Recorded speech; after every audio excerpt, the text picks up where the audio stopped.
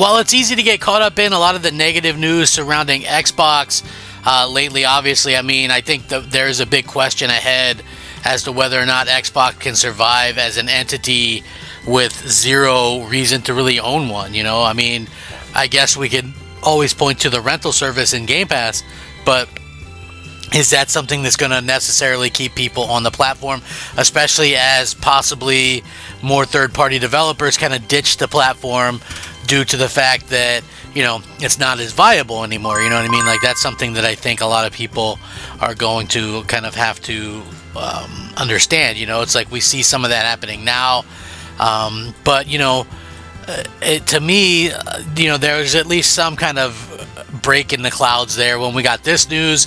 And, you know, I think there's been a lot of fans that have possibly been waiting for stuff like this, can kind of save people some money, can help people out.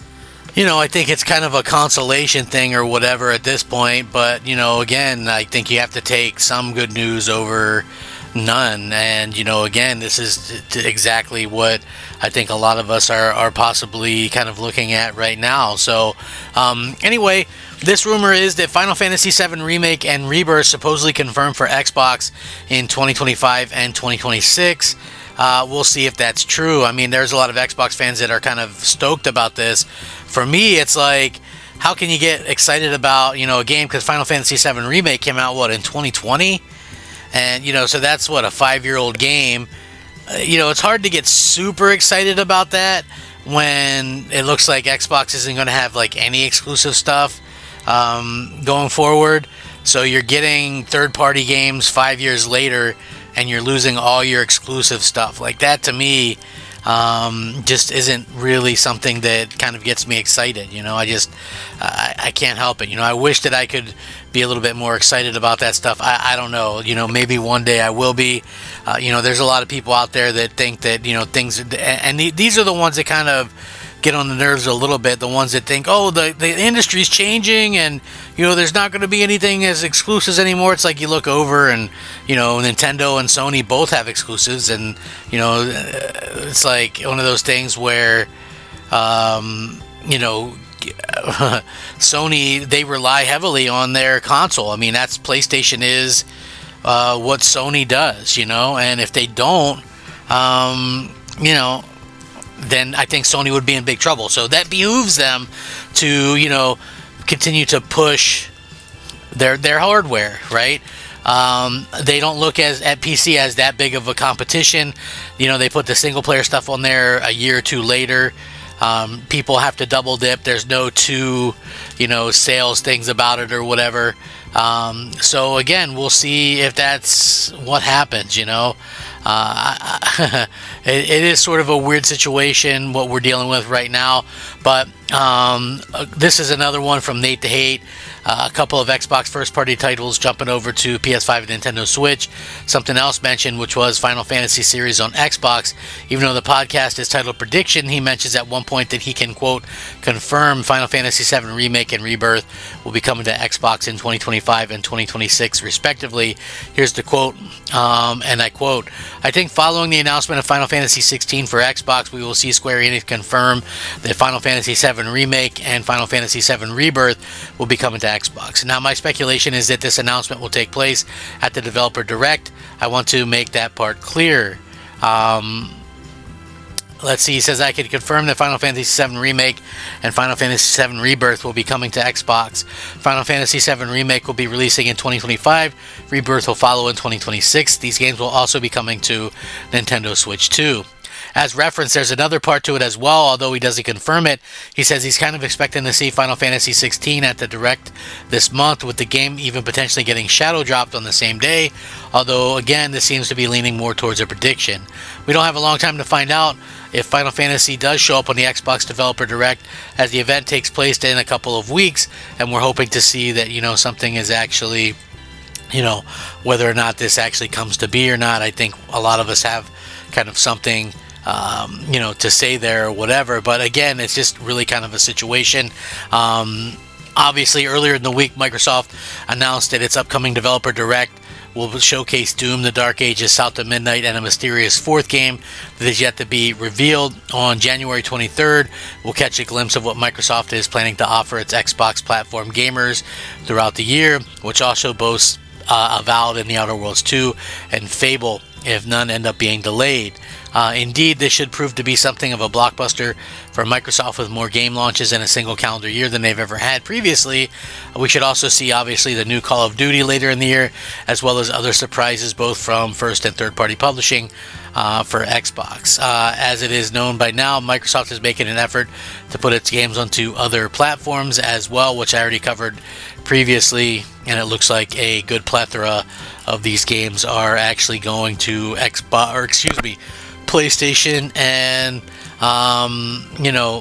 as well as the the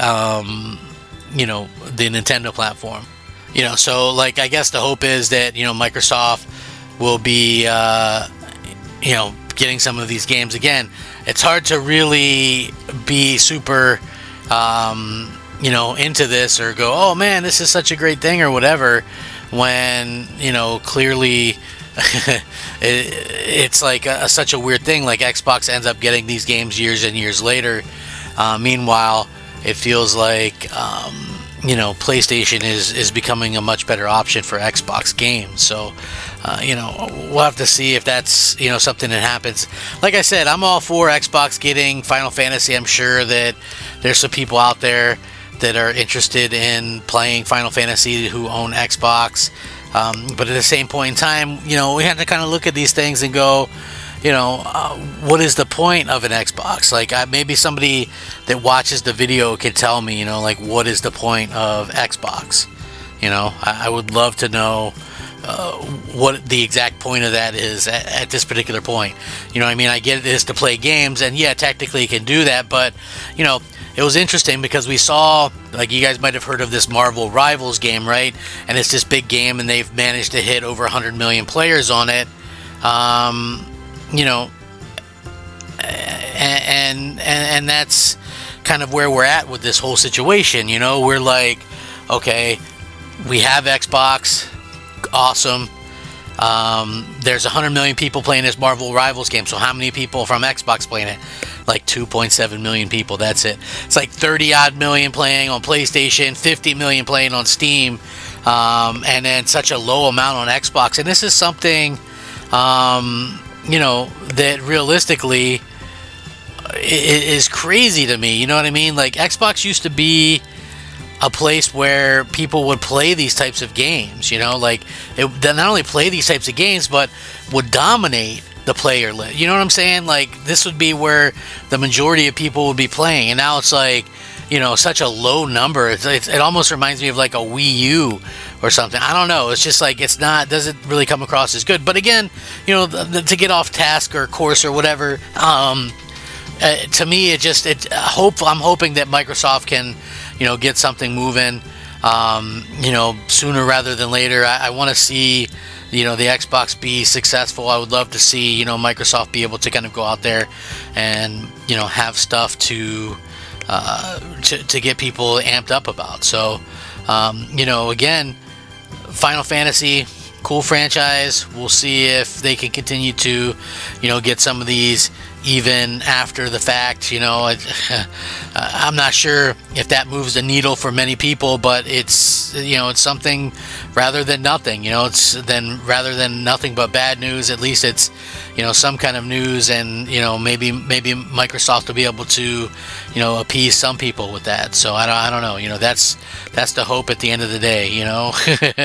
It's been such a weird year already for Xbox. I don't know. It's like there's a totally different feel around Xbox now than when I first started doing YouTube back in 2014 or whatever. And it was so funny because I was talking about that on Mooch's show, his podcast the other day with Tim Dog and everybody, and we were just talking about how Aaron Greenberg from Xbox would just jump in somebody's podcast that had 100 people watching, or Mikey Barrow would jump into Crossfire, or I interviewed Craig Duncan, me and Mooch did, on MNC Mornings, right? It was like they would interact with fans on Twitter and stuff, and there's none of that anymore. There's like none of that camaraderie or anything. So who knows what's going to happen, but there's some things going on that I think people are rightfully upset about. So I don't know. We'll see what happens. Let me know what you guys think down below. Are you excited about Final Fantasy coming? Thanks for watching. Rack 'em up. Crap Gamer